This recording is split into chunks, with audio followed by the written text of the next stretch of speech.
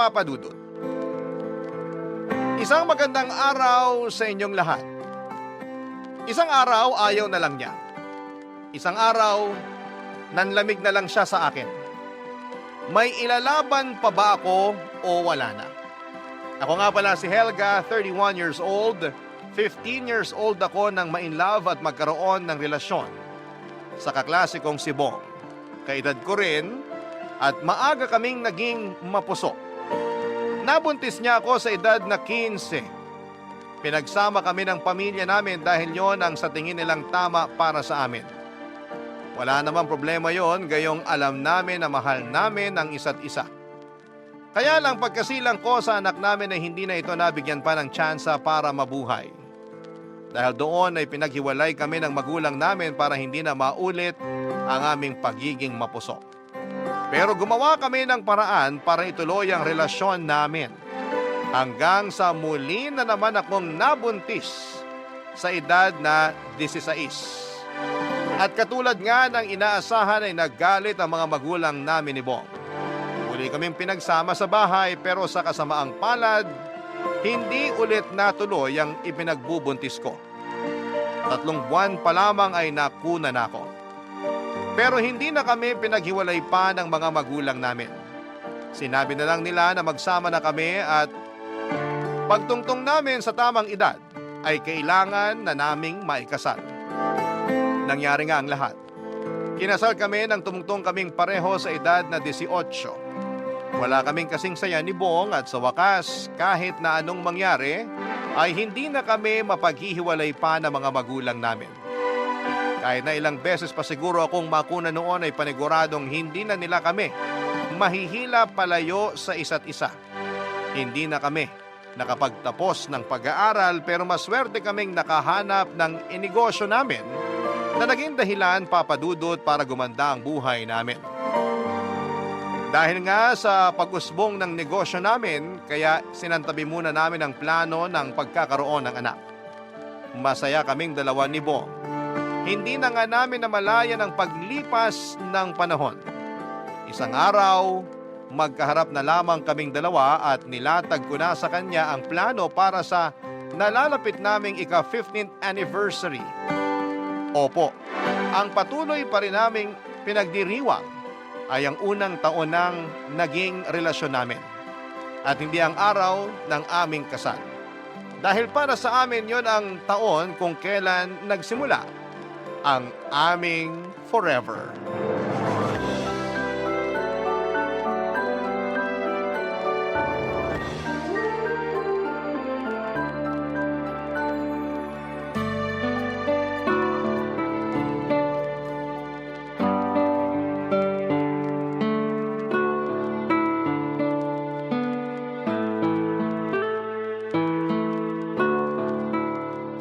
Grabe, no? Sino mag-aakalang aabot tayo ng ganito katagal?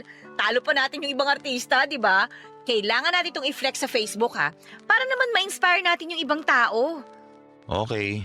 Sana ngayong anniversary natin makatapak na tayo ng Batanes, no? Oo nga. Ilang araw kaya tayo sa Batanes? Magkano kaya yung gagastusin, no? Parang pumunta ka na raw sa ibang bansa sa gagastusin mo ron kapag hindi nakapromo yung airfare mo. Baka. Kung ganun din lang naman pala yung gagastusin, lumabas na lang kaya tayo ng bansa. Dami raw seat sales sa Hong Kong at saka Thailand eh. Pwede.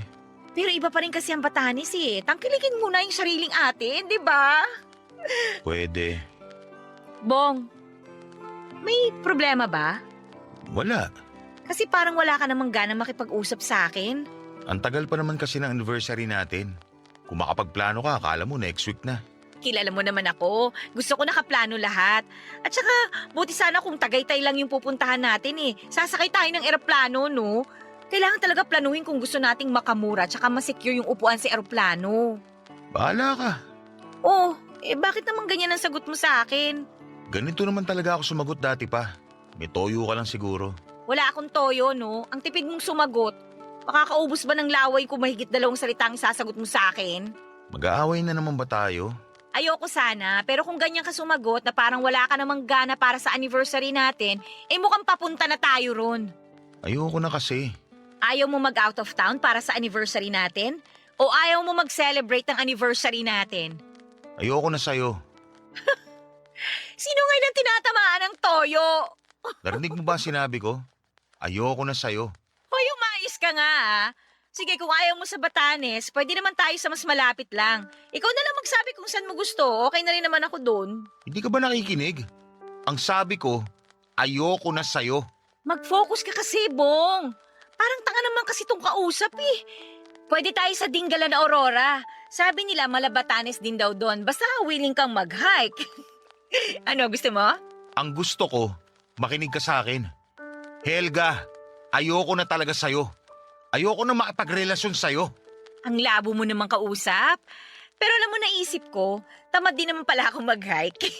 Tsaka para hindi na hassle sa'yo, kumain na lang tayo sa labas. Hanap tayo ng fine dining yung maayos. Helga! O kahit saan tayo kumain sa mall tapos manood na lang ng sine. Helga, ano ba? O sige, kung ayaw mo rin nun, pwede namang dito na lang tayo sa bahay. Ako na lang magluluto ng paborito mo, tapos manood na lang tayo ng pelikula rito. Intindihin mo naman yung sinasabi ko. Ayoko na, Helga. Tapos na tayo.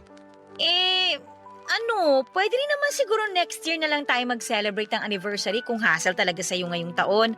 Mag-post na lang tayo ng pagbati natin sa isa't isa sa Facebook. Helga, please. O kahit wag na. Hindi naman na kailangan malaman ng social media friends natin na anniversary natin, di ba? Huwag na lang tayo mag-post. Privacy is the key sa relasyon nating matibay, di ba? Helga, tama na. Ayoko na. Ayoko na mag-celebrate ang anniversary natin ngayong taon o kahit sa mga susunod na taon. Tapusin na natin to. Ayoko na. Pero, bakit biglang ayaw mo na? Di ko alam. Paano hindi mo alam? Imposible namang hindi mo alam. May dahilan yan. Hindi ko nga alam. Basta isang araw, nagising na lang ako na ayoko na. Ayoko na sa'yo. Ayoko na sa relasyon na to. Excuse me ah. Saan ka pupunta? Magche-check lang ako ng mga lugar na pwede natin puntahan para sa anniversary natin. Ililista ko lahat. Mamili ka na lang. Excuse lang sandali ah.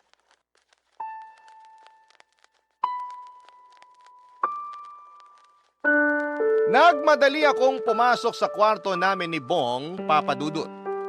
Hindi naman niya ako sinundan at nanginginig akong sinarado ang pintuan. Nagpatugtog ako ng malakas na kanta para matabunan ang paimpit na pag-iyak ko habang nakahiga sa kama. Wala akong lakas noon kaya nagpasaklolo ako, Papa Dudut. Tinakip ko pa sa mukha ko ang unan para mabawasan pa ang tunog ng aking pag-iyak. Nang mapagod akong umiyak ay bumangon ako para tignan ang ilalim ng kutsyon. Doon ko nilagay ang mga love letter na isinulat sa akin ni Bong noon naliligaw pa lamang siya. Noong bata pa lamang kaming dalawa. Binuksan ko ang bawat sobre at binasa ang bawat sulat. Pakiramdam ko ay bumalik ako noong 15 years old ako. Napakalambing at punong-puno ng pagmamahal ang bawat sulat niya sa akin noon. Ibang-iba sa nakaharap kong Bong na gusto nang wakasan ang 15 years naming relasyon. Parang ibang tao na siya. Isip-isip ko ay nasaan na kaya ang Bong na ako lang ang mahal. Napakasakit palang marinig mula sa isang tao na minsang nangako sa iyo na ikaw lang ang mamahalin habang andito sa mundo. Masakit na maramdaman na lumalayo na ang loob niya sa iyo. Samantalang noon ay halos hindi kami mapaghiwalay kahit ano pang klaseng pagsubok. May dalawa na kaming anghel na nasa langit ngayon. Bakit hindi nila magawang udyukan ng tatay nila para mahalin akong muli? Hindi ko yon matanggap. Pakiramdam ko ay nabigla lang si Bong sa pakikipaghiwalay sa akin. Alam kong kailangan lamang niyang maalala na minsan ay nagmahalan kami at pinaglaban ang isa't isa. Hindi ko siya susukuan, Papa Dudut. Kinausap ko ang mga anghel namin na sana ay tulungan nila ako para magkaayos kami ng tatay nila. Pagkatapos noon ay inayos ko ang sarili ko at saka lumabas ng kwarto at muling hinarap si Bong, Papa Dudut.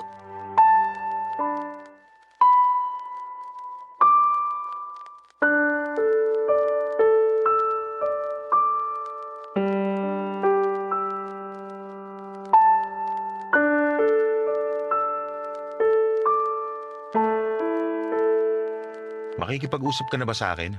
Oh, ikaw ready ka na? Kanina pa kita iniintay para mapag-usapan na natin to.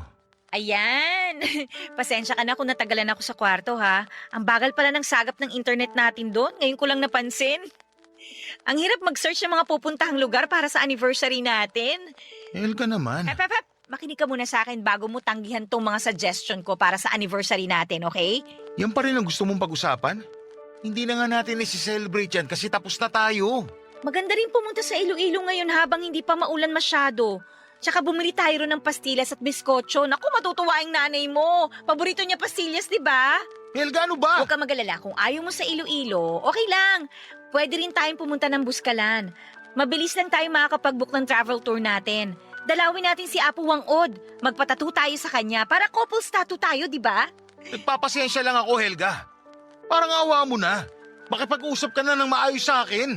Ano pa ba itong ginagawa ko? Nakikipag-usap naman ako sa'yo ng maayos. Ikaw tong galit. Huwag kang mag-alala, hindi naman tayo gagastos ng sobra sa anniversary natin. Hindi yan ang gusto kong pag-usapan. Pag-usapan natin kung paano hatian dito sa bahay. At kung paano natin sasabihin sa pamilya natin na hiwalay na tayo. Bakit tayo maghihiwalay? Ano ba kasi pinagsasasabi mo? Helga, makisama ka naman. Huwag ka namang mangpanggap dyan na parang wala ang alam sa mga sinasabi ko. Wala naman talaga eh. Kanina ang ayos lang natin na nag-uusap, di ba? Tungkol sa anniversary natin. Tapos ngayon... Walang maayos kanina. Ano ba pinagsasabi mong maayos? Napupuno na ako sa'yo, Helga. Totoo naman ah. Di ba ang saya mo pa nung sinabi ko sa'yo na sa Batanes tayo magse-celebrate ang anniversary natin? Nahihibang ka na. Hala siya. Alam mo, feeling ko gutom ka lang. Mamaya na lang natin tutuloy, okay? Malayo pa naman ang anniversary natin eh. No, gusto mo munang kumain? Libre ko. Saan mo gusto? Alam mo kung anong gusto ko? Pares o ginataang tinola? Gusto ko nang makipaghiwalay sa'yo. Kaya ibigay mo na sa akin to. Ayoko na. Hindi! Hindi tayo maghihiwalay. Magagalit sa'yo ang simbahan. Ano kinalaman ng simbahan dito? Ano ba nangyayari sa'yo, Helga? Bakit ganyan ka makipag-usap sa akin? Kasi lang unfair eh. 15 years, Bong! 15 years tapos itatapon mo lang? Dalawang anak na natin ang namatay. Ayun na nga eh. Naisip mo ba na kaya hindi sila nabuhay eh dahil hindi siguro tayo para sa isa't isa? Na sila ang binigay ng tadhana ng senyales na kailangan nating maghiwalay?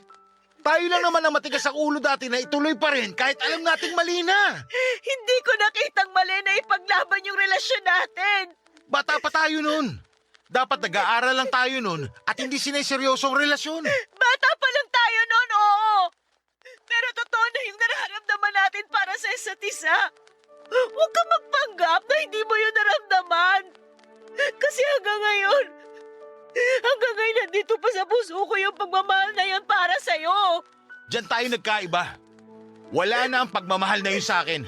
Ibalik mo! Ibalik mo! Nandyan lang yun eh! Nandyan lang yung hanapin mo! Hindi pwedeng mawala yun! Nakikita siya ka, naririnig ka ng mga anak natin sa langit. Maya ka naman sa kanila, Bong! Kung nakikita at nadidinig ka rin nila, sila na mismo magpapahinto sa'yo sa ginagawa mo. Palayain mo na ako, Helga. Habang bata ka pa. Makakahanap ka pa ng iba. Ayoko sa iba! Ikaw lang yung gusto ko makasama! Pero hindi na ikaw ang gusto kong makasama. Bakit? May iba ka na ba? Wala akong iba pero balang araw, kapag handa na ulit ako, siguradong maghahanap na rin ako ng kapalit mo. Para akong dinurog sa mga huling sinabi ni Bong Papadudut. Hindi ko pa man din tinatanggap ang hiwalayan namin pero nasa plano na niyang maghanap balang araw ng mamahalin niya. Ganon ba yun kadaling itapon? Ganon ba ako kadaling hindi mahalin? May sasabihin pa sana ako kaya lang ay bigla na lamang siyang lumabas ng bahay. Doon ay parang nag-flashback sa akin ang unang beses na pumasok kami sa pintuan ng aming bahay. Nung unang beses na napangiti kami dahil sa wakas, ay may sarili na kaming bahay. Hindi man yon malaki pero masaya kami dahil patunay yon na pinaghandaan namin ang future namin. Ang future na isang iglap ay biglang nawala nang mag-decide si Bong na tapusin na ang 15 years na relasyon naming dalawa. Paulit-ulit na naglalaro sa isipan ko ang 15 years. Parang hindi maproseso ng utak ko at puso ko kung paanong gano'n na lamang kadali para kay Bong na itapon ang lahat. Ano bang nagawa kong mali, Papa Dudut? May hindi ba ako nagawa para sa kanya? Sa pagkakaalam ko ay sinubukan ko naman ang lahat para maging masaya siya. Bakit isang araw ay bigla na lamang siyang umayaw? Sa pagdaan ng mga araw ay lagi na lang akong mag-isa sa bahay na yon. Para akong inabandonan ni Bong. Lagi ako nakatingin sa pintuan sa pag-asang papasok ulit siya ng bahay at sasabihin niya sa akin na nagkamali siya ng desisyon. Na hindi naman niya sinasadyang sabihin sa akin na ayaw na niya. Na hindi naman niya gustong iwan ako at nadala lamang siya ng kung anumang problemang kinakaharap niya. Habang nakaabang ako sa pintuan na yon, nag-i-imagine ako na papasok siya roon tapos ay nakangiti. Nalalapitan niya ako, yayakapin, hahalikan at mamahalin. Ganon ang paulit-ulit na ginagawa ko habang hindi pa siya muling umuuwi ng bahay. Doon ko inuubos ang oras ko lagi. Ang pagharap sa pintuan habang inaabangang marinig ang susi niya na binubuksan ang pintuan. Sana umuwi na siya kasi nami-miss ko na siya. Kasi gusto ko pa pero lumipas ang 2 linggo na walang Bong na muling pumasok sa bahay. Ayaw na talaga ni Bong. Ayaw na talaga niya sa relasyon naming dalawa. Barangay Love Stories. Barangay Love Stories. Nalaman ko na pansamantala ay umuwi muna si Bong sa bahay ng magulang niya. Kinabahan ako dahil baka binalita na niya na hiwalay na kami. Mas lalo lang liliit ang chance akong maayos ang relasyon naming dalawa kung sakaling binalita na niya sa mga kakilala namin ang tungkol sa pasya niyang paghihiwalay naming dalawa. Hindi ko pa sinabi sa mga magulang ko na hiwalay na kami o sa kahit na sino. Malakas ang pakiramdam kong kaya ko pang maayos noon ang relasyon namin. Isang araw ay gumalaw na ang doorknob. Narinig ko na ang susi ni Bong. Napangiti ako.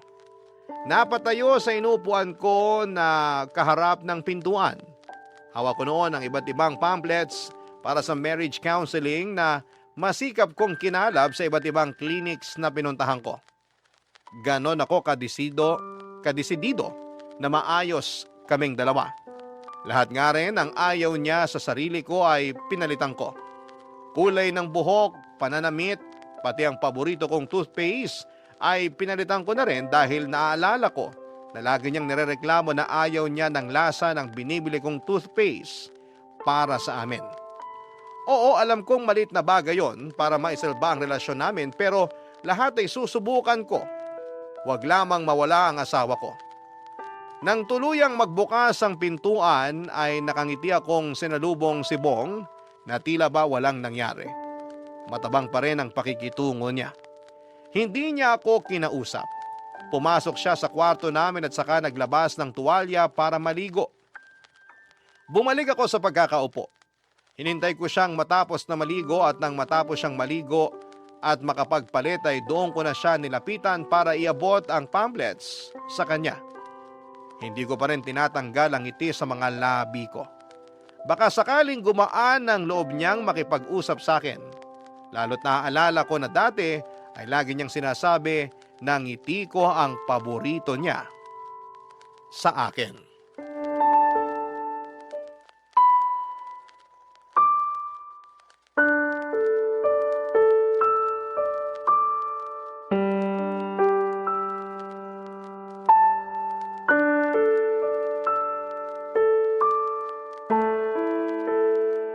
Bakit ganyan ka makangiti? Wala lang.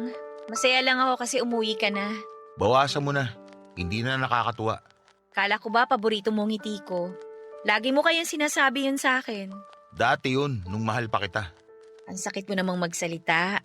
Pumreno ka naman. Sorry, puyat lang. Ito nga pala, tingnan mo. Oh, Ano tong inabot mo sa akin? pamphlets yan para sa marriage counseling. Para saan to? Para maging maayos tayo. Helga naman, wala na nga ayusin sa atin.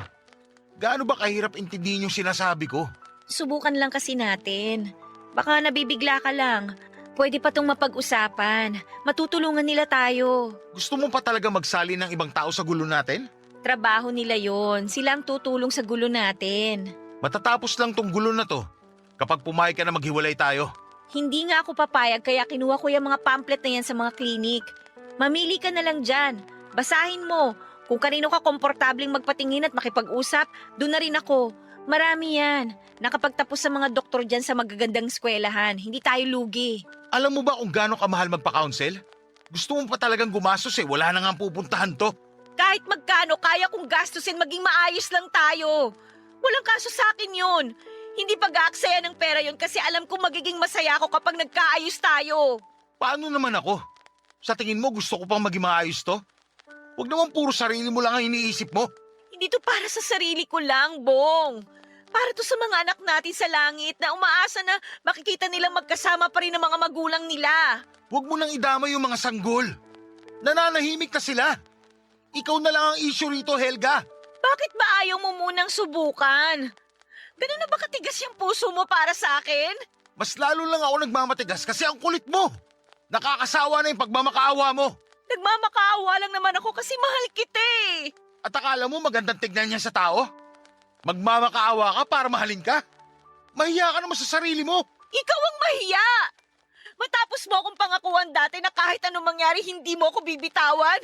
Asa na yun, Bong? Nasaan na yung pangako mo na yun? Wala na yung bong na yon. Patahimikin mo na lang siya kasi hindi na siya babalik sa'yo. Maniwala ka. Bong! Anak ng... Huwag ka naman magbasag ng gamit! Pinaghirapan natin ang mga yan! Wala akong pakialam. Huwag yung coffee maker! Paborito natin yan! Ah, ito? Teka, huwag yan! Ayan! Wala na tayong paborito. Niregalo ko sa'yo yan dati. Una kong pinag-ipunan yan kasi naiingit ka rin sa balikbayan mong pinsan. Naalala mo pa ba yun? Hindi lang yan ang babasagin kong gamit natin. Kung magmamatigas ka pa rin nang makapag-ayos sa akin.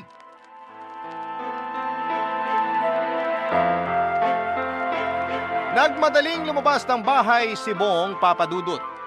Binalibag ang pintuan palabas at naiwan akong mag-isa habang isa-isang pinupulot ang mga sinira niyang gamit. Hindi ko mapigilang umiyak at masakit para sa akin dahil hindi lang basta-bastang mga gamit na mga nabili ko kung saan ang mga yon. Mga gamit yon na tumibay at naalagaan dala ng maraming alaala na naipon namin. Ang coffee maker na matagal niyang nilambing sa akin. May kamahalan at hindi basta-bastang mabibili kung saan lang. Doon ako higit na nasasaktan. Naalala ko kung paano niya akong nilambing para mabilihan ko siya ng ganon bilang regalo sa anniversary namin. Hindi ako mahilig magkape pero lagi niya akong inaaya na sabayan siya sa paghigop ng kape na masaya niyang tinitimpla tuwing umaga. Nasanay na rin tuloy ako. Hindi ko pa rin magustuhan ang pait ng kape pero tumatamis kasi sa tuwing nagkwekwentuhan kaming dalawa. Si Bong ang nagpapatamis ng mapait na kape. At sa nangyayari sa amin ngayon ay parang pumapait muli, Papadudut. Kinagabihan ay minessage ako ni Bong para mag-sorry sa ginawa niyang pagbabasag ng mga gamit. Natuwa naman ako. Parang nababawi ko ng muli ang loob niya. Sinikap kong maging sweet at maunawain para lalo siyang kumagat sa kagustuhan ko magsama pa rin kami. Hanggang sa bigla na lamang niyang sinabi na babalik siya sa bahay after 2 weeks para pag-usapan namin ang pagbebenta nito. May mga nakausap na raw siya at kailangan ko siyang tulungan para pumili kung kanino ibebenta ang bahay. Nasaktan ako, Papadudut. Talagang para sa kanya ay tapos na kami. Ninibot ko ang bahay namin at isa-isang lumabas lahat ng alaala na naiwan namin sa bawat sulok ng bahay. Mas lalo akong naiyak at nahirapan. Makalipas ang 2 linggo ay nagbalik na muli si Bong sa bahay. Hindi ko alam kung paano siya sasalubungin noon. Hindi ko na kayang pikein pa ang ngiti ko. Kahit ganun pa man, may natitira pa rin akong amor para sa kanya. Sinabi niya mag-usap na kaming dalawa. Tumango ako at pinagtimpla siya ng kapeng 3-in-1, Papa Dudut.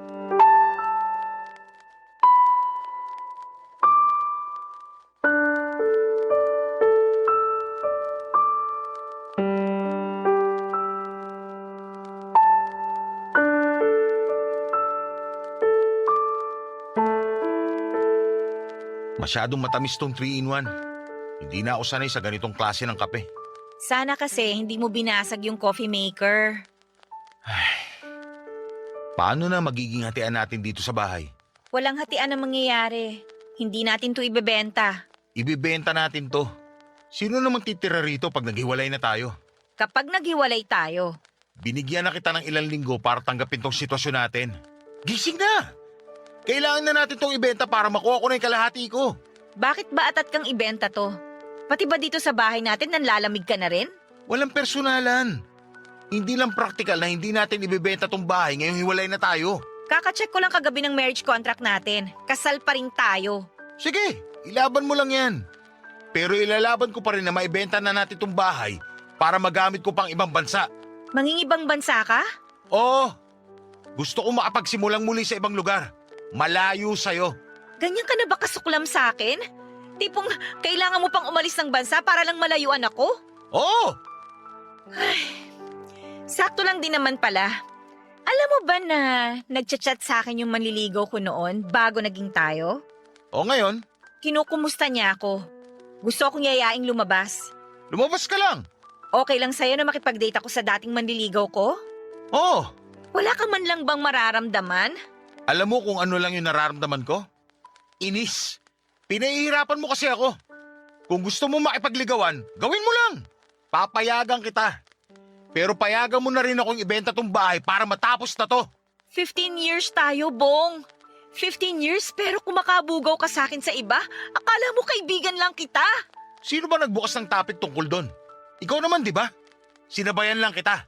Tapos magagalit ka. Gusto ko lang makita kung may pakialam ka pa sa akin. O ngayon nakita mo nang wala, ayos na ba? Bong, wala naman talaga nagpaparamdam sa akin na dating manliligaw.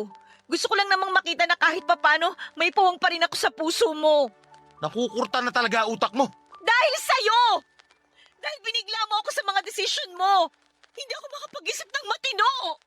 Sorry, may kasalanan nga ako ron. Sige, ganito. Bibigyan pa kita ng oras para pumayag sa alok ko na ibenta na tong bahay. Sana pumayag ka na kagad habang may mga nagkaka-interes pa sa bahay natin. Sige, Dito na muna ako matutulog.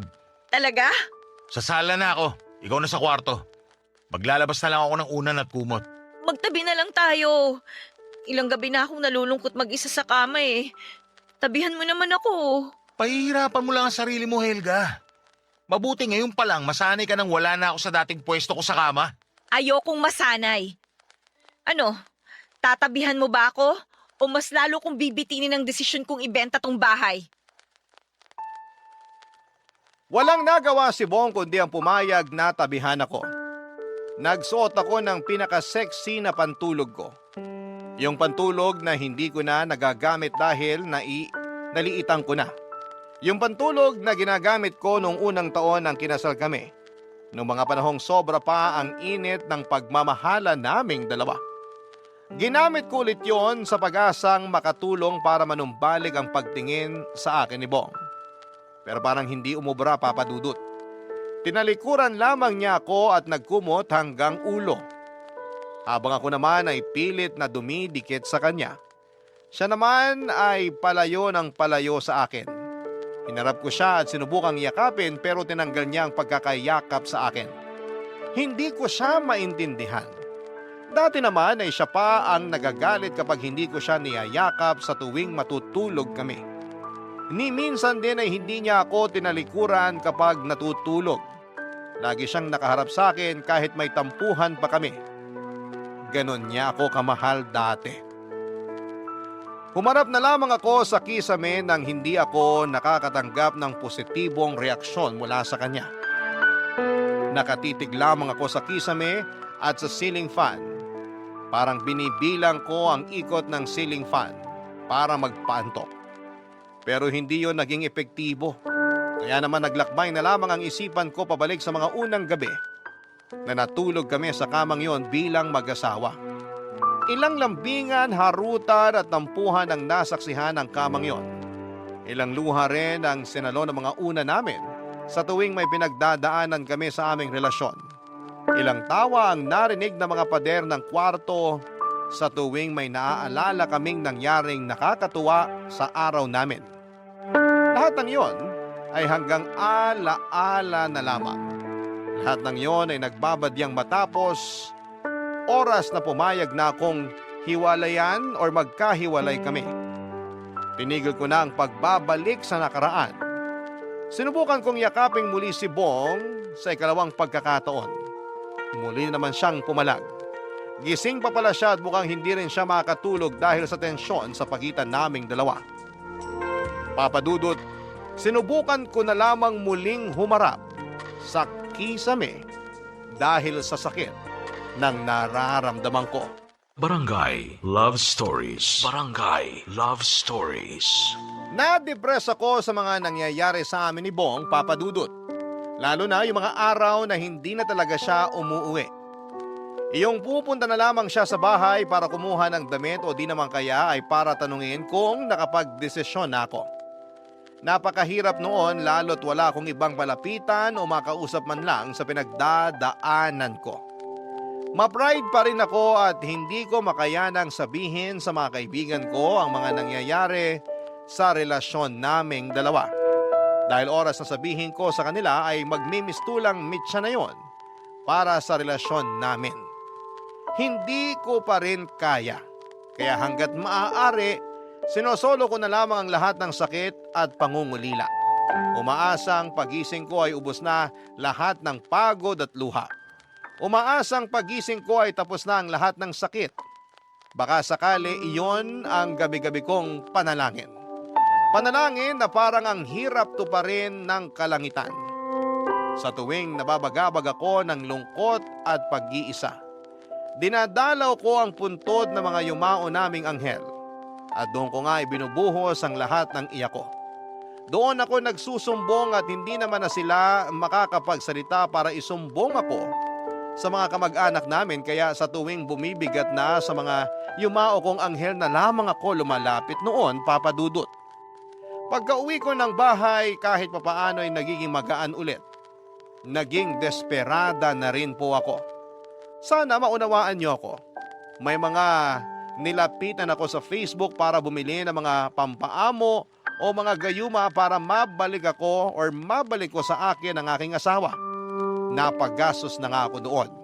Lalo na yung mga ginagamit ang kahinaan ko para kuhanan lamang ako ng pera at magkukunwaring makakatulong ang asin na binababad sa init ng araw para mapabalik si Bong sa akin. Pinatos ko ang mga yon. Masyado akong nabulag sa kagustuhan kong mapasa aking muli ang asawa ko. Pero walang umepekto. Matabang pa rin ang kanyang pakikitungo sa akin, Papa Dudut.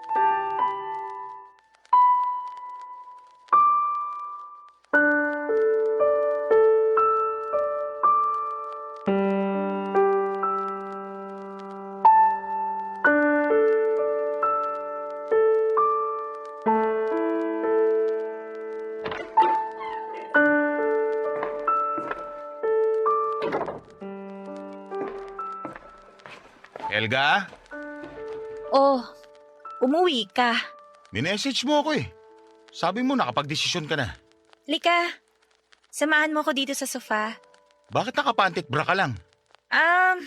May sinusukat kasi akong damit kanina eh. Hinubad ko lang kasi masyado palang mainit. Magsuot ka muna ng damit. Hihintayin kita para makapag-usap tayo. Magtitimpla lang ako ng kape. Okay na tong suot ko. Sabi ko nga sa'yo, naiinitan ako. Hindi ako komportable sa suot mo. Hindi ba? Parang dati naman gusto mo laging nakikita akong ganito. Dati yon, nung mag-asawa pa lang tayo. Mag-asawa pa rin naman tayo ngayon ah. Legal pa rin kitang kahati sa katawan ko. Magsuot ka na ng damit. Ayoko makipag-usap sa'yo ng ganyan lang ang suot mo. Bakit hindi ka makatingin sa akin? Kasi nakakailang. Hindi na tayo mag-asawa. Pero kung makabalandra ka ng katawan mo, para ka nangaakit ng customer sa beer house. Naaakit ka ba? Ano bang klaseng tanong yan? Paborito mo laging makita ang katawan ko, di ba? Lalo na kapag pagod ka, tsaka gusto mo ng lambing. Helga! Paborito mo rin tong bra na suot ko. Ito yung bra na paborito mong tanggalin kasi kabisado mo na yung hook nito. Kahit sa madilim, kaya mong tanggalin gamit ang kaliwang kamay mo. Alam ko kung anong ginagawa mo. Alam ko rin kung anong ginagawa ko. Para sabihin ko sa'yo, hindi na yan i-epekto sa akin. Hindi ba? Pero bakit parang pinagpapawisan ka? Kasi mainit dito sa sala. O mainit lang sa pakiramdamang makita ang bra at panty ko? Helga, tumigil ka na. Nagmadali akong pumunta rito para mapag-usapan na natin ang bentahan ng bahay. Mamaya na natin pag-usapan yan. Mas magandang kalmado lang tayo kapag nag-uusap. Tsaka alam ko kung paano ka pakakalmahin. Aalis na lang ako kung aakitin mo lang ako. Halika rito. Magpaakit ka na. Hindi naman masama eh. Wala namang bawal. Ayoko. Bong, halika na. Halikan mo ko. Helga, ano ba? Diba? Gustong-gusto mo na hinahalikan tong leeg ko? Sige lang, gawin mo. Ano ba? Halika na. Tumigil ka na. Kahit magubad ka pa ng paulit-ulit, hindi na magbabagong isip ko. Ayoko na sa'yo. Hindi na kita mahal. Mahirap bang intindihin yun? Bong! Hindi na kita mahal. Para akong binuhusan ng malamig na tubig nang sigawan ako ni Bong para sabihin sa akin na hindi na niya ako mahal. Nanliit ako. Napatakbo ako sa kwarto para kumutan ang sarili ko. Umiyak ako ng umiyak. Kumatok si Bong sa kwarto para mag-sorry sa mga masasakit na sinabi niya, pero huli na para mapawi niya ang sakit. Hinayaan niya na rin ako pagkatapos. Hindi na siya nagpaalam sa akin at umalis na lamang siya. Narinig ko na lamang ang pagdampot niya ng susi at pagbukas ng pintuan at paglabas ng bahay. Mas lalo akong umiyak nang marinig ko ang pagsarado ng pintuan. Tanda na nakalabas na naman siyang muli sa bahay. Doon na naman ako umiyak ng todo. Naramdaman ko bigla ang lamig sa kwarto. Gumilid ako sa pwesto ni Bong sa kama at sa ganong paraan ay parang katabi ko siya at niyayakap ako. Nakakapit pa rin ang amoy niya roon, Papa Dudut. Mas lalo lamang akong nalungkot. Ilang araw ulit na hindi bumalik si Bong sa bahay at nung panahon na yon ay pakaramdam ko. Unti-unti na akong nasasanay. Gigising ako sa umaga na wala siya, kakain ako ng mag-isa kahit na walang gana at hindi ko na mabuksan ang TV na madalas naming babaran tuwing walang ginagawa. Nakaupo ako mag-isa sa sala at inaabangan ang pagbukas ng pintuan pero walang dumarating. Walang Bong na bumabalik. Oras-oras ay naglalakad ako sa kabuuan ng bahay, bawat sulok ay hinahanapan ko ng alaala. Hindi naman ako nabigo roon. Panay pa rin ang iyak ko at mukhang mahirap bago ako masanay na nagbago na ang buhay ko sa pagkalas ni Bong sa akin. Isang gabi ay minessage ko si Bong. Pinapunta ko ulit siya sa bahay at sinabi kong kailangan na naming mag-usap. Pumayag naman siya kaagad. Nilabas ko ang kahon ng sapatos kung saan ko inilagay ang pinaprint kong wedding pictures namin. Hindi niya alam ang tungkol doon. Bala ko sanang isorpresa yon sa 15th anniversary namin na alam kong hindi na matutuloy pa.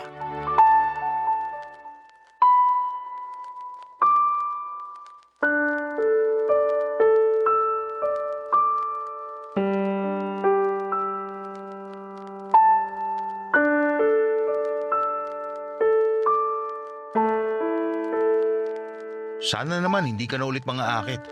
Maupo ka. Sana maging matino na tong usapan natin. Oo, makakaasa ka. Okay na sa'yong ibenta tong bahay? Sa isang kondisyon. Ano yon?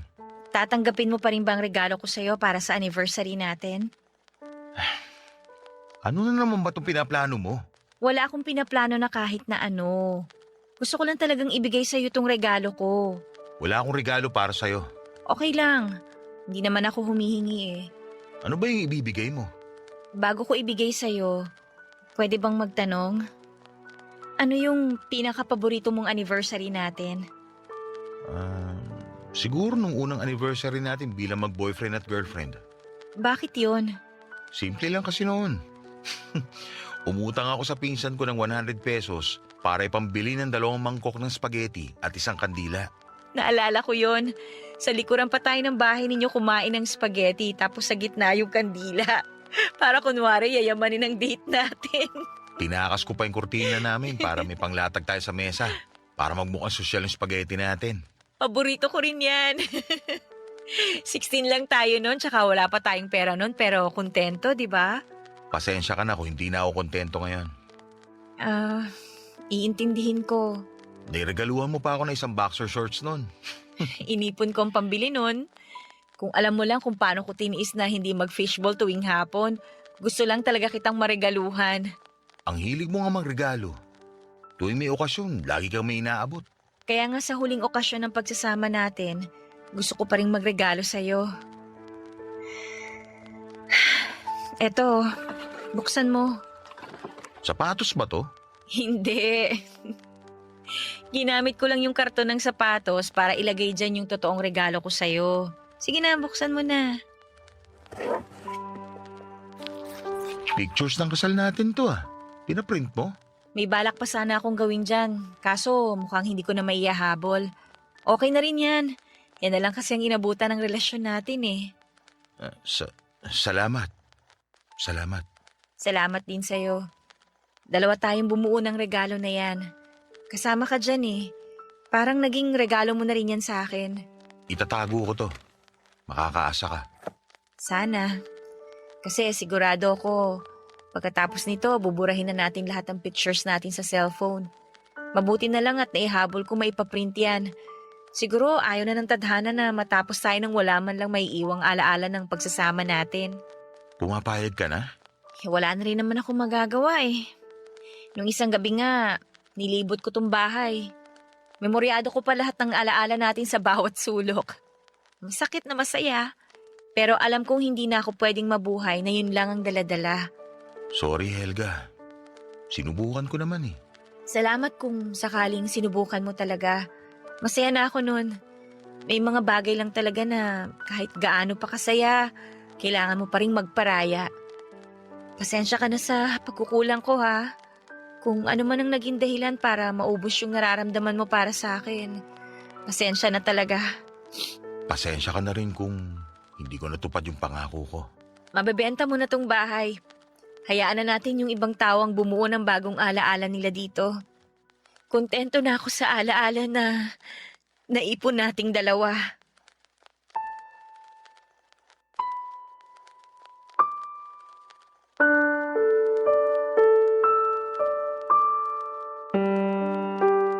Papadudod niyakap ako ni Bong at doon ay nagbadya ang mga luha ko. Pabulong siyang nagpasalamat ng paulit-ulit. Mas lalo tuloy sumikip ang aking dibdib. Mas lalong nagmadaling lumabas sa mga luha sa aking mga mata. Yun ang katapusan ng pagbuo ng mga panibagong alaala. Plinano naming mabenta ang bahay sa lalong madaling panahon at nagawa naman namin yon. Hindi ko na gustong mabuhay at manatili sa piling niya kahit gaano ko pa kagustong ipaglaban siya. Kahit mahal na mahal ko pa siya. Minsan talaga, mapipilitan kang bumitaw kahit gusto mo pang kumapit. Kasi yon ang nasa isang dulo ng tali. Kanino ka pa kakapit kung nauna na siyang bumitaw? Hindi ba't sa sarili mo na lamang? Mabigat sa akin na lisanin ang mga ala-ala namin ni Bong Papadudot pero wala nang saysay ang patuloy kong pagkapit doon dahil tapos na. At na-experience na namin ang lahat ng pwedeng maging ala-ala namin. Ang mga bagay na tapos na ay hindi na dapat sundan pa at balikan.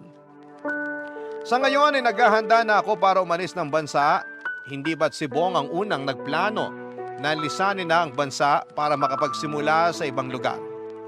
Hindi yun nangyari sa kanya. Ako ang unang makakaalis ng bansa. Ako ang unang bubuo ng buhay sa ibang lugar malayo sa kanya. At alam kong kailangan kong gawin yon para mas mapadali ang paglimot ko. Magiging mahirap magsimula sa ibang lugar na hindi siya kasama. Lalo't nasanay akong kasama siya sa bawat yugto ng buhay ko. Pero ginagawa ko na to para sa sarili ko. Dahil utang ko ang pagbangon kong ito sa sarili ko. Naging matatag ako at wala akong ibang gustong pasalamatan kundi ang sarili ko na nagpatuloy lamang sa paglaban kahit gaano pa kahirap at kabagal. At sana para sa lahat ng mga nakikinig sa programa ninyo sa Barangay Love Stories na nasaktan, magawa nyo sanang pasalamatan ang sarili ninyo sa patuloy ninyong pakikipaglaban. Kung ano man ang mga susunod na plano ninyo, ilaanin ninyong mabuti para sa sarili ninyo. Pagmamahal sa sarili ang kailangan. Dahil sarili nyo lamang ang hindi mangiiwan sa inyo kahit anumang klase ng unos ang mapagdaanan ninyo. Maraming salamat po sa pagbasa ng aking kwento. Ako ang inyong kabarangay forever, Helga. Dear Papa Dudut, mapagpalang araw po sa inyo at sa mga nakikinig sa Barangay LS 97.1 ngayong araw. Tawagin niyo na lamang po ako sa pangalang Teban. 52 years old, mangingisda ako noon dito sa Bolinao, Pangasinan. May kinakasama po ako na mas bata sa akin ng 17 years at may 2 na kaming anak. Isang lalaki at isang babae. Pero bukod sa 2 kong anak, sa kinakasama ko ay may isang anak na lalaki pa ako. Sa dati kong asawa na nasa poder naman ng kapatid ko. Kinuha kasi ng kuya ko ang anak kong yon dahil noong naghiwalay kami ng asawa ko, ay hirap pa akong makahanap ng trabaho. Hanggang sa nauwi na lamang ako noon sa pangingisda na hindi rin kalakihan ang kinikita. Papadudod, laki po ko sa hirap, 5 kami magkakapatid at isa lang po sa amin ang nakapagtapos ng pag-aaral. Yung 4 sa amin, kasama na ako ay hanggang high school lamang ang natapos. Nung magkaroon ako ng kinakasama na tawagin niyo na lamang sa pangalang Mona, ay mas naging dedikado ako sa pagtatrabaho. Kapatid kong hindi pa naman kami kasal pero nasanay na akong asawa ang turing kay Mona. Kaya sa ganong paraan ko na lamang po siya babanggitin. Lahat ng kinikita ko sa pangingisda ay ibinibigay ko sa asawa ko. Marami na rin akong naging racket para madagdagan pa ang naibibigay ko kay Mona. Dahil doon ay naipaayos ko ang dati napakasimple lang naming bahay. Mula sa sawaling dingding ay napasemento ko na ang bahay namin. At napagawa na rin ng kwarto ang 2 anak namin ni Mona. Wala naman naging lamat ang aming pagsasama sa loob ng mahigit 1 dekada. Naibibigay ko naman lahat ng pangangailangan ng pamilya ko at ng isa ko pang anak. Ngunit teenager na po noon ang panganay namin nang magkaroon kami ni Mona ng isang malalang away na nagtulak sa kanya para sa isang malaking desisyon. Papa Dudut.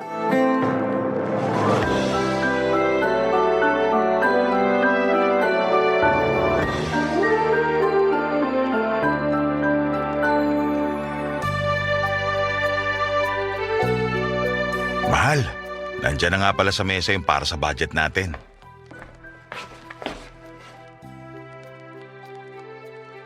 10,000 para sa 2 linggo? Paano ko pagkakasyahin to? Pasensya ka na. Ilang kasi yung natira sa kinita ko, mahal. Nagpadala pa ako kay kuya para sa anak ko. May babayaran daw sa eskwelahan. Nahihan man akong ipasagot pa yun kay kuya eh. Nagkakaproblema na nga sila sa pera ngayon. Kaya naman pala eh. Baka mas malaki pa yung napunta sa anak mo sa unang asawa mo ha? Namimili ka na ba ngayon? Ha, Teban? Mahal, hindi. Sadyang nangailangan lang yung bata. Mas mabuti nga na sa akin siya nagsabi at hindi kay kuya. Alam mo namang nasa ospital pa yung asawa ni kuya hanggang ngayon, hindi ba? Di mo na problema yun. Mapera naman sila. Tayo yung naghihikahos dito, hindi sila. Hindi pa naman tayo maghihikaos kung magtitipid tayo ng kaunti. Pwede naman tayo maggulay paminsan-minsan. Ay, hindi ko makain ng gulay yung mga anak mo. Eh di isda muna. Libre naman yung isda natin. Isda na naman? Eh halos hindi na nga namin malunok yung isda sa sobrang umay na namin. Magtitipid lang naman tayo ng kaunti. Mabibili pa rin naman natin lahat ng kakailanganin dito sa bahay sa halagay binibigay ko sa'yo. Saka kung nakapag-grocery ka na at kinulang talaga, gagawin ko naman ng paraan kaya wag na natin itong pag-awayan. Bakit hindi mo na lang aminin na mas pinapaboran mo talaga yung anak mo sa dati mong asawa? Huh? Baka naman gusto mo na ring magbalikan kayo ng babaeng yon kaya ka nagkakaganyan. Mahal naman, pupunta na naman ba tayo sa usapang yan? Matagal na kaming hiwalay at hindi na kami nag-uusap. Alam mo yun.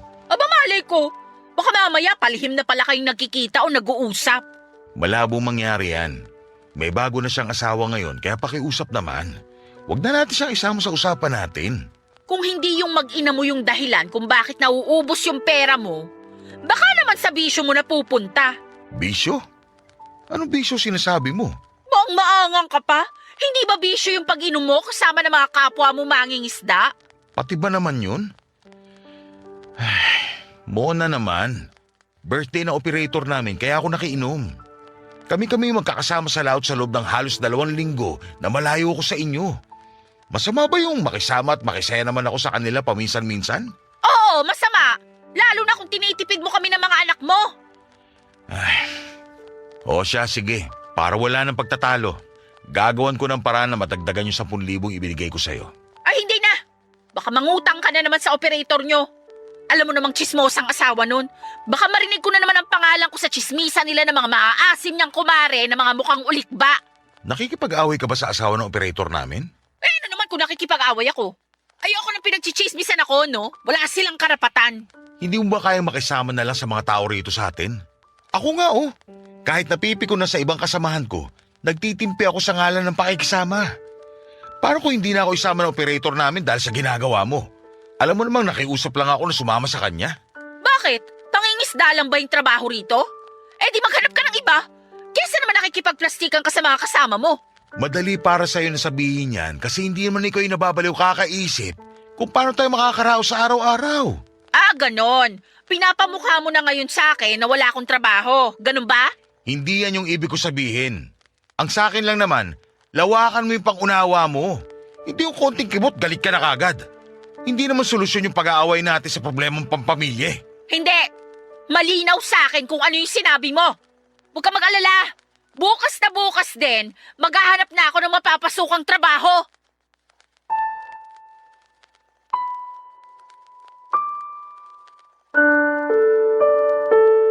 Papadudot doon nagsimulang magkalamat ang relasyon namin ni Mona. Kahit na pinigilan ko siya ay tinuloy pa rin niya ang paghahanap ng trabaho.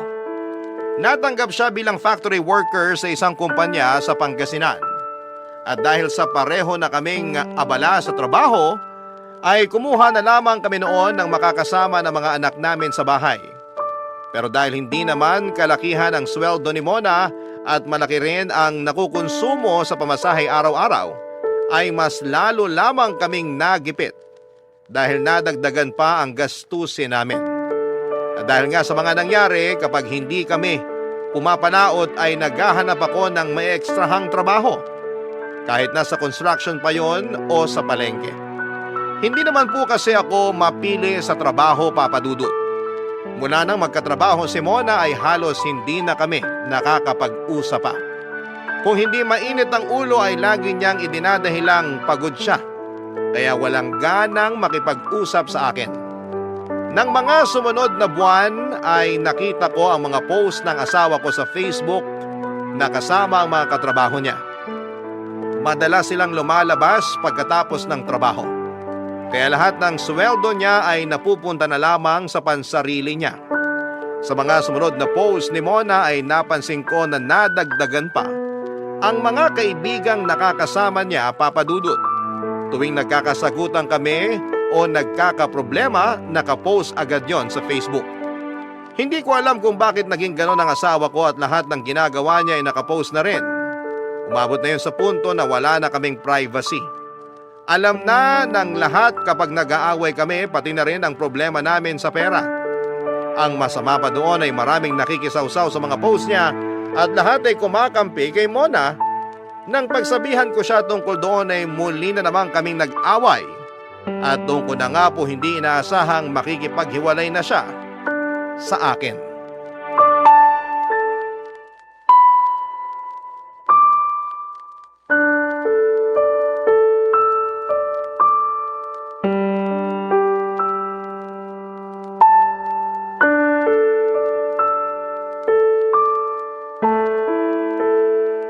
Nay, ano pong gagawin ko? Nakikipag-iwalay na sa akin si Mona. Abay, bakit naman? Nag-away kasi kami nitong nakaraan lang. Panay post kasi sa Facebook. Lahat na lang na nangyayari sa buhay namin, alam na ng mga kaibigan niya. Pinagsabihan ko lang naman siya tungkol doon, Nay. Tapos ayun, galit na galit.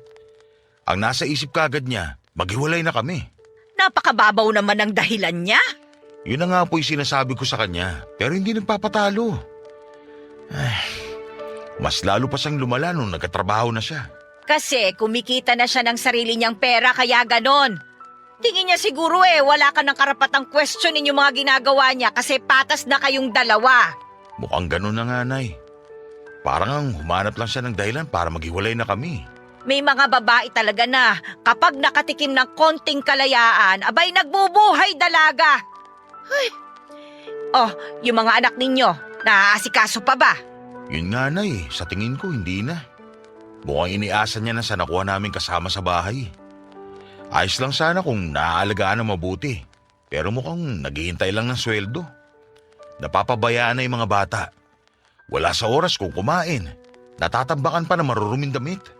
Naglalaan pa naman ako ng pera para doon tapos parang napupunta lang din sa wala. Hindi na rin nakakapagbigay si Mona. Sa sarili pa lang niya, kulang na yung sinusweldo niya. Bakit hindi na lang huminto sa pagtatrabaho si Mona? Wala rin naman palang nangyayari sa sweldo niya. Nay, pag-aawain lang ulit namin yung tungkol dyan. Alam niyo naman yun. Laging galit na galit pagdating sa akin. Konting kibot, nakapost na naman ako sa Facebook. Ewan ko ba dyan sa asawa mo? Kung kailan may dalawa na kayong anak, tsaka pa naman naisipang magbuhay dalaga. Paano na lang kung magkasakit yung mga anak ninyo? Sinong maiiwan sa kanila? Minsan, natatagalan ka makauwi galing sa laot. Susubukan ko ulit siyang kausapin, Nay. Susubukan ko maging mahinahon para hindi na kami magtalo pa. Tsaka kung tutuusin, para sa kanya rin naman yun. Mas makakabuti sa kalusugan niya kung nasa bahay na lang siya. Nakakapagpahinga siya kung kailan niya gusto.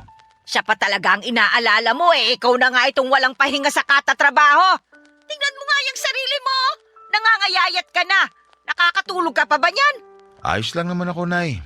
Kayang-kaya ko pa magtrabaho. Ay nako, kapag nagkasakit ka dyan sa pinaggagawa mo, ay makakatikim sa akin yung asawa mo. Nay, huwag niyo na siyang patulan. Baka pati kayo maipost pa niya. Hindi ko alam kung makakapagpigil ako, Teban. Sa ugali ng asawa mong yon, kailangan niya ng isang taong sasampal sa kanya ng matauhan siya. Pero, Nay, hindi niyo na kailangan gawin yun. Bigay niyo na lang to sa akin. Bakit ba? Anong plano mo? Kung maayos niyo pa yung relasyon ninyo, abay susuportahan kita.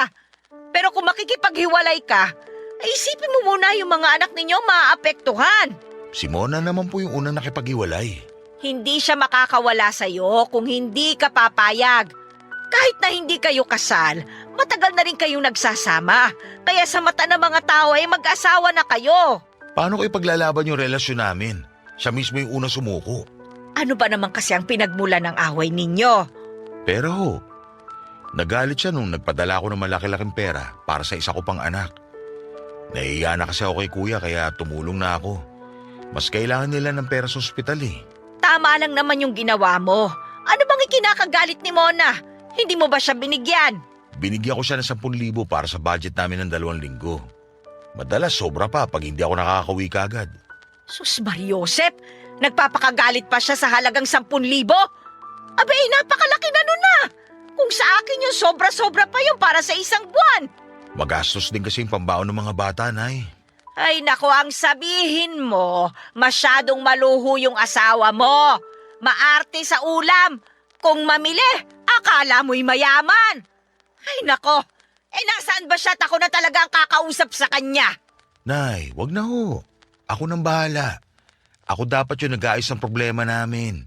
Kasi ako yung padre di pamilya.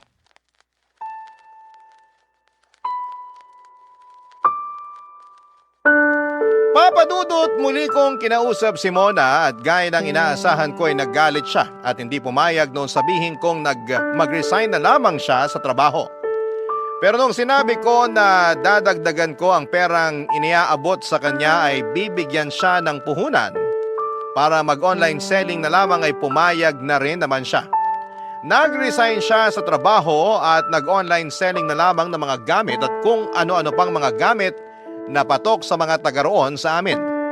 Maganda naman ang naging resulta noon dahil bukod sa malaki ang kinikita ni Mona, ay mas marami na rin siyang oras sa mga anak namin. Pinaalis na niya ang nakuha naming kasambahay at siya na lamang ang nag-asikaso sa mga bata. Pero ilang buwan lang mula nang mag-online selling si Mona ay nabalitaan ko na may kinikita na pala siyang lalaki. Kakilala naming dalawa ang nagsabing nakita si Mona sa isang restaurant sa bayan na may kausap na matandang lalaki at sweet pa sa bawat isa. Nakumpirma ko yon nang makita ko ang isang post ni Mona na patungkol sa lalaking patago niyang kinikita ng mga panahong yon. Papa Dudut. Barangay Love Stories. Barangay Love Stories. Papadudot na lamang ko na Philip pala ang pangalan ng lalaking patagong kinikita ni Mona. 60 na ang lalaki at isang negosyante. Nagkwento sa akin ang kaibigan ni Mona na asawa naman ng kasamahan ko sa pangingisda. Ang sabi, inalok daw ni Philip si Mona na mag-manage ng bagong bukas nitong meat shop sa bayan. Nang kumprontahin ko si Mona ay hindi niya itinanggi na may bago na siyang karelasyon. Pero kahit na galit ako noon sa kanya ay hindi ko siya nagawang pagbuhatan ng kamay. Umalis ako sa bahay namin at doon muna naglagi kay nanay. Pero sa ginawa kong yun ay parang binigyan ko na rin ng kalayaan si Mona na gawin ang mga bagay na gusto niya. Hindi nga nagtagal ay nilantad na niya ang relasyon niya kay Philip. Ang masakit pa roon, noong nagsasama kaming dalawa ay ni minsan ay hindi niya ipinost ang mukha ko sa Facebook para ipakita kung gaano siya ka-proud na ako ang asawa niya. Pero si Philip palaging laman ng mga post niya at laging naka-my day ang bawat date nila. Kitang-kita ko kung gaano kasaya si Mona sa bago niyang karelasyon at napakasakit noon para sa akin. At dahil nga sa mga nangyari mga kapuso ay inudyokan ako ni nanay na kunin ang mga anak ko kay Mona. Pero hindi yun naging madali para sa akin. Umalis na kasi sila sa dating bahay namin at doon na talaga na malagi sa bahay ni Philip. Nalaman yun ng nanay ko at hindi ko akalain na kinausap na pala niya si Mona doon mismo sa meat shop nang hindi na siya nakatiis sa ginagawa sa akin ng asawa ko.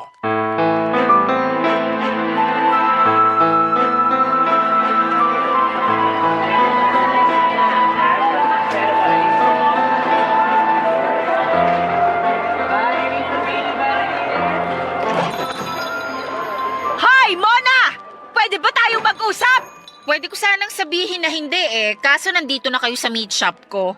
Bastos ka talaga, ano? Wala nga namang sagutin ko kayo ng malambing, galit kayong dumating dito. At hindi naman ako pumunta rito para suportahan yung kakatihan mo. Kaya wag kang umasa na magiging mabait ako sa mga sasabihin ko. Wala ka na ba talagang kahihiyan? Kung kailan may mga anak na kayo ni Teban, tsaka ka pa ng lalaki. Bakit ba kayo nakikialam? Hindi sana ako makikialam kung ibinigay mo na lang yung mga bata sa anak ko. Alam mo na siya yung mas karapat dapat na makasama ng mga bata at hindi ikaw na lumalandi pa sa ibang lalaki.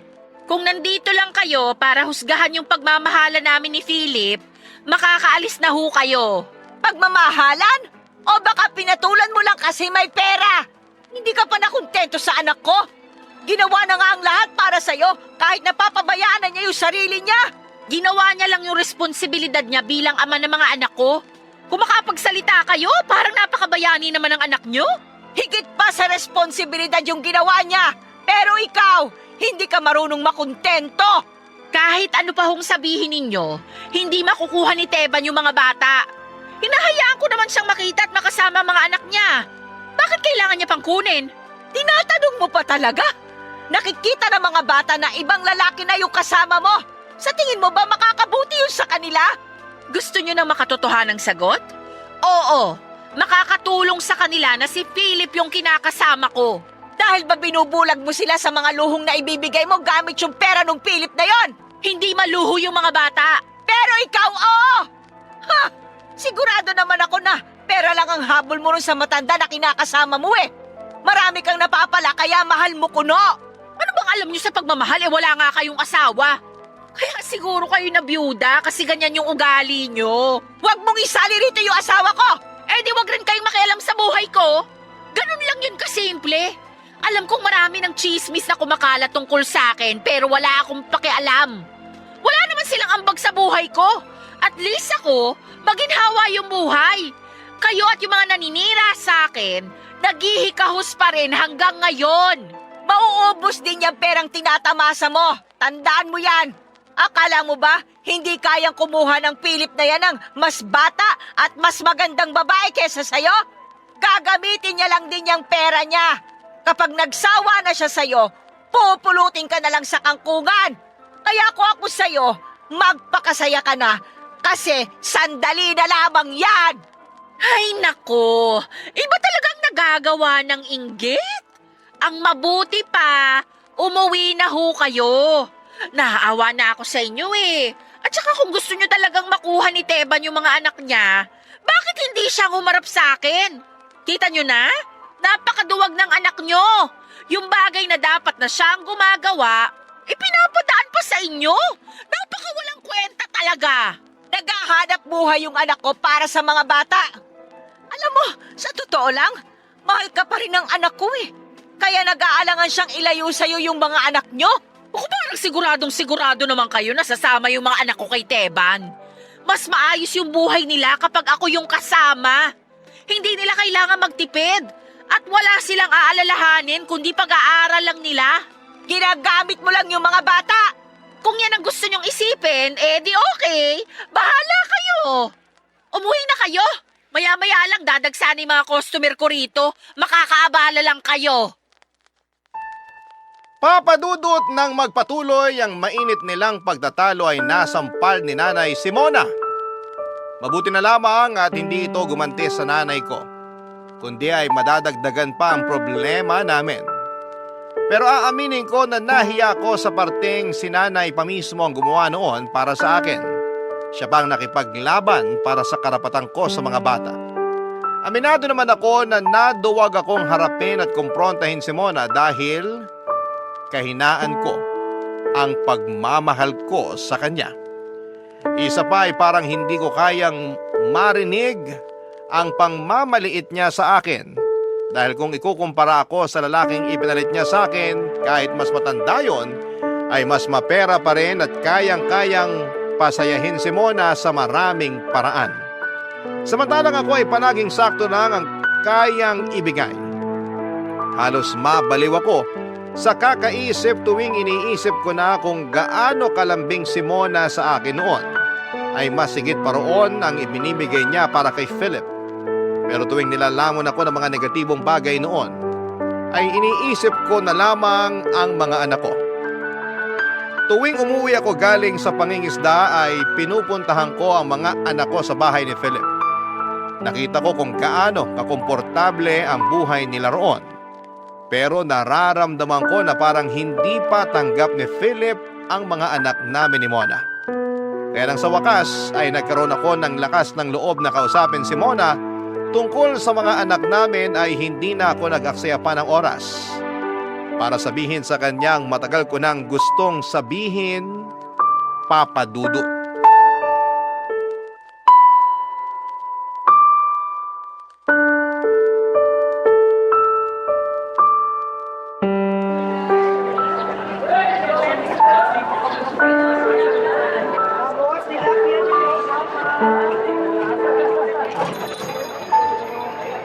Nung nakaraan, nanay mo ang nandito ah. Tapos ngayon, ikaw naman? Yung totoo, tinig ba ako sa lalamunan ninyong mag-ina? Alam mo yung dahilan kung bakit ako nandito. Gusto mo pang makipagbalikan sa akin? Hindi ikaw yung pinunta ko rito, kundi yung mga bata. Nakikita mo naman sigurong tindahan to ng mga karne, di ba? Huwag kang mag-alala, hindi ko pa kinakatay ang mga anak mo. Hindi pa sila kasama sa mga karneng nasa harapan mo. Kaya hindi mo sila kailangang sadyain dito. Hindi ako nandito para makapagbiruan sa'yo, Mona. Gusto ko nang kunin yung mga bata. Ibabalik ko sila sa bahay. Alam mong hindi ako papayag. Oo nga, anak mo rin sila. Pero ako yung mas may karapatan sa mga bata. Ako yung ina rito, hindi ikaw. Ikaw nga yung ina. Pero hindi nakakabuti sa kanila na nakikita may kasama ka ng ibang lalaki. Naisip mo man lang ba na baka tuksoy sila ng mga kaklase nila? Hindi mo alam kung anong takbo ng utak ng mga bata ngayon. Baka nga nabubuli na sila sa eskwela na hindi mo nalalaman. Ay, hindi mangyayari yan. At kung sakali mang mabuli sila, edi ililipat ko sila ng eskwelahan. Doon ko sila papapasukin sa private. Walang nakakakilala sa kanila ron. Talagang ini-enjoy mo na yung pera ng Philip na yun, no? Sa bagay, naibibigay naman niya lahat ng gusto mo. Oo, at hindi mo kaya yon. Pasensya ka na kung sa tingin mo nagkulang pa rin ako. At kung hindi kita mapipilit na sa akin na lang tumira yung mga bata, baka naman pwede papuntayin mo sila sa akin kapag walang pasok. Uy, bakit pa? Pwede mo naman silang i-chat o tawagan kung gusto mo silang makausap. Hindi yung uutusan mo pa ako para sa gusto mong mangyari. Hindi kita inuutusan. Nakikiusap ako ng maayos. Kung makikiusap ka lang naman, hindi mo na kailangan pumunta rito. Nag-chat ka na lang sana. Kung hindi ako pupunta rito, hindi kita makakausap. Binlock mo ako, hindi ba? Paano hindi kita ibablock? Dakilang kontrabida ka sa buhay ko. Lahat na lang ng post ko pinakikialaman mo. Account ko naman yon. Kaya gagawin ko kung anong gusto ko. Naiintindihan mo? O baka naman binlock mo ako para hindi ko makita yung paglalandian yun ng lalaki mo. Iisa lang ang dahilan kung bakit kita blinak. Binubura na kita sa buhay ko. Hindi pa ba malinaw sa'yo? Hindi na kita mahal, Teban. Hindi ako naniniwala sa'yo. Hindi mo ka maniwala. Hindi naman kita pinipilit. Pero kung ako sa'yo, gigising na ako sa katotohanan habang maaga pa. Tatapusin mo ba yun ng ganun-ganun na lang? Mahigit 10 taon na tayo nagsasama. Tapos ngayon ka pa susuko? Kahit 100 taon pa yung naging pagsasama natin, hindi ko pagsisisihan yung desisyon ko. Masaya na ako kay Philip. Kaya pwede ba? Huwag ka nang pupunta dito ulit. Baka isipin pa niya na nakikipagbalikan ako sa'yo. Yung tungkol sa oras na makakasama mo yung mga bata, pag-iisipan ko muna. Pag-iisipan? Bakit kailangan pong pag-isipan hindi naman ako ibang tao? Ako ang tatay nila. At kahit lunuri mo pa sila sa pera, hindi mo matatabunan yung katotohanan na yon. Saka kahit hindi ako kasing yaman ng lalaki mo, kaya ko pa rin sustentuhan yung mga anak ko. Ikaw bahala. Hindi kita pipigilan kung gusto mong magbigay sa mga bata. Pero tandaan mo, hindi ko yun utang na loob sa'yo.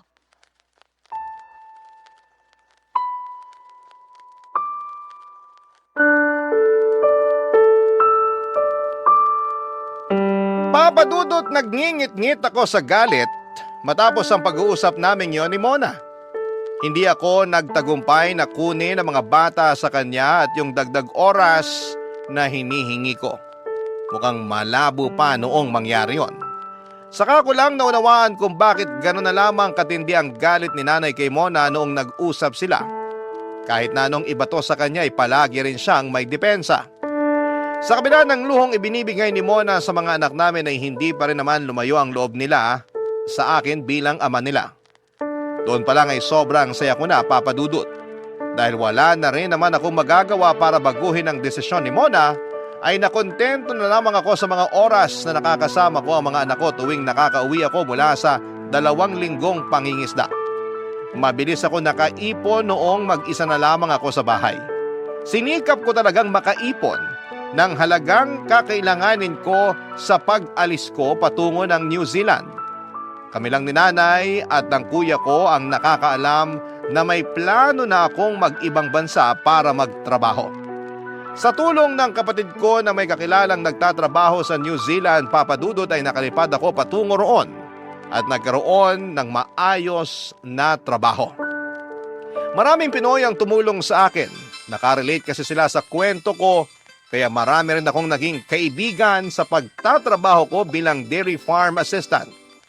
Nagsikap ako noon para makaipon ng malaking halaga ng pera bago ako muling bumalik ng Pilipinas. Papa Dudut. Barangay Love Stories. Barangay Love Stories. Papa Dudut, marami na akong narinig na pangiinsulto at pangmamaliit mula kay Mona, kaya naman nagpursigi talaga akong makaipon ng malaking pera habang nagtatrabaho sa New Zealand. Ilang buwan pa lamang ako roon nang mabalitaan kong naghiwalay na sina Mona at Philip. Hindi ko na inalam pa kung ano ang dahilan dahil Mga anak ko na lamang ang inaalala ko noong mga panahon na yon.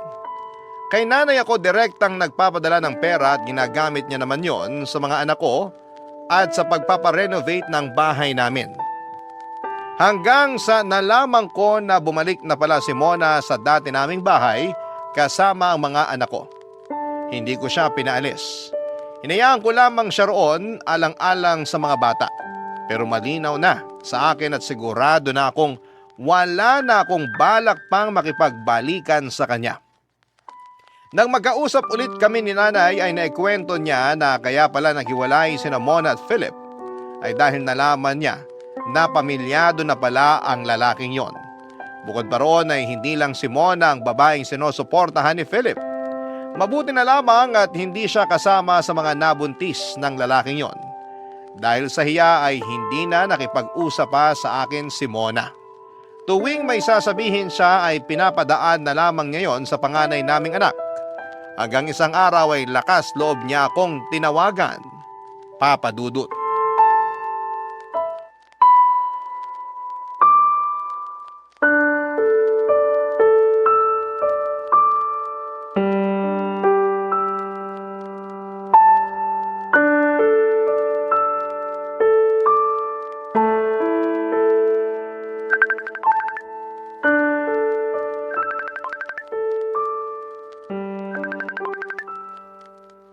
Napatawag ka.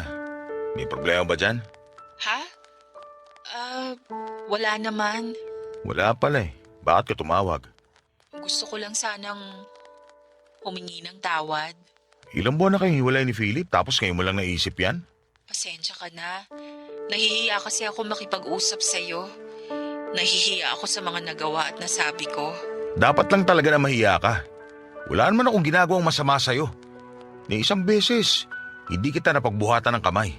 At hindi rin ako ng babae sa loob ng pagsasama natin. Pero hindi ka pa rin nakontento. Naiintindihan ko naman na gusto mo lang ng magandang buhay. Pero ipinakita mo sa akin na hindi mo ako kayang samahan sa hirap. Ang gusto mo lang puro ginhawa eh. Hindi naman ganun yung buhay mag-asawa. Kaya nga ako humihingi ng tawad sa'yo. Sige, aaminin ko. Nabulag ako sa mga kayang ibigay sa akin ni Philip. Sa akin niya ipinamanage yung meat shop niya. At buwan-buwan din siyang nagbibigay ng pera sa akin. US dollars pa nga eh. Kaya mo ba nasabing mahal mo si Philip dahil sa pera niya? Hindi ko naman siya mahal eh. Alam mong ikaw pa rin yung laman ng puso ko. Pera lang talaga ang habol ko sa kanya. Sana inamin mo yan sa akin nung nag-usap tayo noon. Eh ang sabi mo hindi mo na ako mahal. Ipinamukha mo sa akin na wala akong kalaban-laban doon sa Philip mo. Tapos naman na yun eh. Nangyari na yun. At hindi ko na maibabalik pa. Tama ka. At nakapagdesisyon na rin ako na hindi na ako makikipagbalikan sa'yo kahit na anong mangyari. Kahit pa para sa mga bata na lang. Mona naman, nagamit mo na sila noon para makuha yung gusto mo. Kaya hindi na uubra sa akin yan. Ginawa ko lang naman yun para guminhawa yung buhay ng mga anak natin. Bakit? Nag-i-house ba kayo na ako pa kasama nyo? Di ba ginagawa ko naman ang paraan ng lahat? Kaya hindi ko maintindihan kung saan parte ako pinaka nagkulang para hiwalayan mo ako ng ganong kadali. Hindi man tayo kasal, pero asawa na yung turing ko sa'yo. At ikaw na yung iniisip kong makakasama ko hanggang sa pagtanda. Sinayang ko yung pagkakataon na yon. Kung hindi sana ako nagpadala sa tukso, maayos pa sana yung relasyon natin hanggang ngayon. Ay, tama ka. Pero sabi mo nga, nangyari na yun na tapos na. Kaya wala na tayong magagawa. Kung gusto mong mapatawad kita, alagaan mo na mabuti yung mga bata. Ako nang bahala magsustento sa inyo. Lahat ng kailangan nyo, sabihin mo lang sa akin. Salamat. Kahit na malaki yung kasalanan ko sa'yo, nagagawa mo pa rin akong tulungan. Naiintindihan ko naging biktima ka rin ni Philip. Kaya hindi rin magiging madali sa'yo to. Pero hanggang suporta na lang yung kaya kong maitulong sa'yo. Kung gusto mo maghanap ulit ng makakasama, walang problema sa akin. Basta ligtas at maayos yung kalagayan ng mga bata.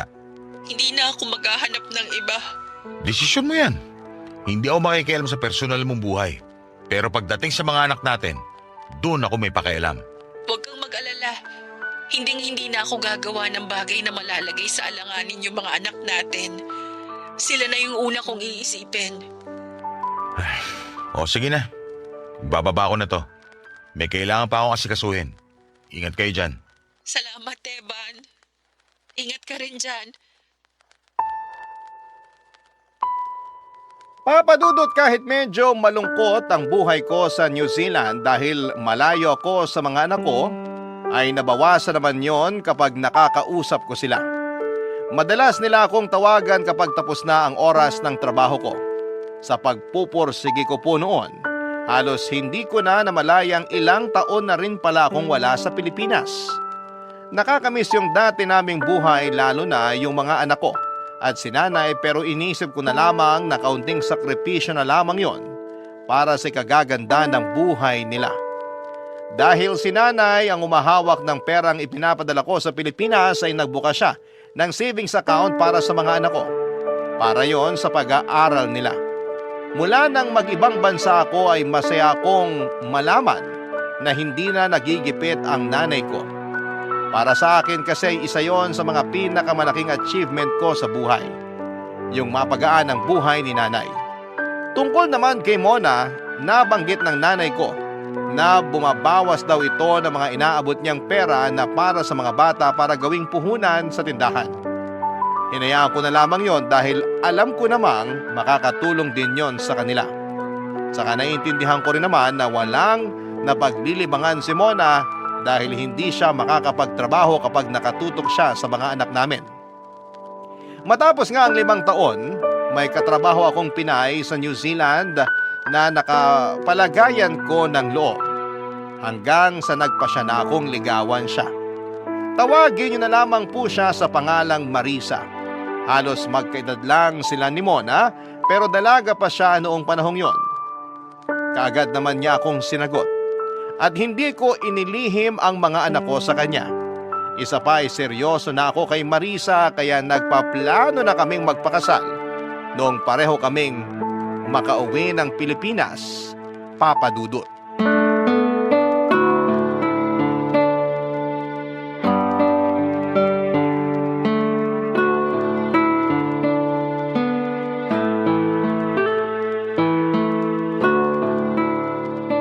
Ano, Nay? Pasado po ba sa inyo si Marisa? Ay, abay, oo naman! Pasadong pasado! Ay, napakabait na bata! Si nanay naman, oh. Makasabi ka ng bata, parang pinamukha mo na rin ang tanda ko na. O bakit hindi ba?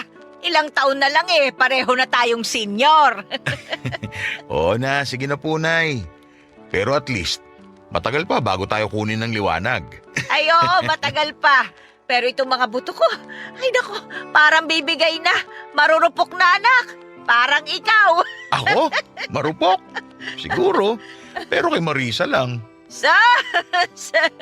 In love na in love ka naman sa batang iyon, ha? Siyempre, Nay. Alagang-alaga kaya ako nung nandun pa kami sa New Zealand. Kapag nagkakasakit ako, siya yung instant nurse at doktor ko. Abay, ayos. Panalong-panalo ka pala sa kanya. Kaya tama lang na ituloy niyo pa rin ang plano ninyong magpakasal. Pareho na kayong nagkakaedad kung siya medyo bata-bata pa, ikaw patanda na ng patanda. Baka bata naman kayo kay Marisa 42 na yun. Sayang lang at mukhang hindi na niya kakayaning magbuntis. Malapit na magmenopause Kaya pa naman, pero ayoko lang siyang pahirapan. Ayos lang naman sa akin kung hindi na kami magkakaanak. May 3 na ako Ikaw, nakaranas ka magkaanak na sarili mo talaga. Si Marisa hindi pa. Tinanong mo na ba siya kung ayos na sa kanya yung ganon? Napag-usapan na po namin yun, kaya huwag nyo nang alalahanin. Nga pala, Nay, kamusta naman po rito? Ay, ayos naman. Makatanong ka naman palagi tayo magkausap sa messenger. Baka naman iba yung gusto mong kamustahin. Nako, alam ko na yung iniisip nyo. Alam mo na pala pero sige, kahit na hindi ka interesadong malaman, sasabihin ko pa rin sa iyo. Mula nung nagtrabaho ka sa New Zealand, hindi ko na nakitang lumandi yung si Mona. Hindi na talaga siya nagpaligaw sa iba kahit marami nang sumubok sa kanya. Bakit naman daw? Malay mo, umaasa pang magkakabalikan kayo kapag nagkita kayo ulit. Para ano? Maging katulad ako nung si Philip. Ibalin na lang. Seryoso ako kay Marisa. Paano kung magmakaawa sa'yo si Mona? Nay, Wala na akong nararamdaman para sa kanya. Sa ngayon nanay na lang siya ng mga anak ko. Pero hindi ko na siya mahal kagaya ng dati. Mahal na mahal mo na nga si Marisa, anak. Tama yan. Kahit isang beses ko pa lang siya nakita ng personal naramdaman ko na kagad na mabuti siyang tao. Sayang nga lang kasi kailangan din niya umuwi sa kanila. Pero sa susunod na linggo, babalik siya rito. Mag-outing tayo. Talaga? Ay, pero teka, isasama ba natin si Mona? Bakit naman hindi? Tanggap niya nang may bago na akong karelasyon. Kaya wala akong nakikitang mali kung isasama natin siya. Isa pa, aprobado na rin ng mga bata si Marisa bilang pangalawang ina nila. Sakaling maikasal na kami. Kinikilig pa nga sila sa amin nung ipinakausap ko sa kanila si Marisa nung magka-video call kami ng mga bata. Baka di mo alam na may group chat kami ng mga anak ko. Kaya nakakausap nila si Marisa nang hindi ko alam. Nagulat na nga lang ako minsan sa haba ng usapan nila sa GC. Nakakatuwang mga bata. Masaya ako para sa'yo, anak. Nakakatuwa na nakuha mo na yung kasiyahang nararapat para sa'yo. Sa dami ng nangyari at hirap na pinagdaanan mo, ay, dapat lang talaga na maging masaya ka ngayon.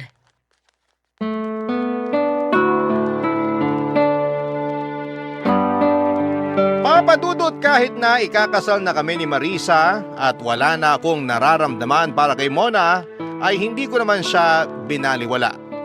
Naging malaking parte pa rin siya ng buhay ko. Kaso nga lang ay hindi na namin maibabalik sa dati yung naging samahan namin. Sa kabilang banda naman ay masaya ako na natanggap ng mga anak ko si Marisa.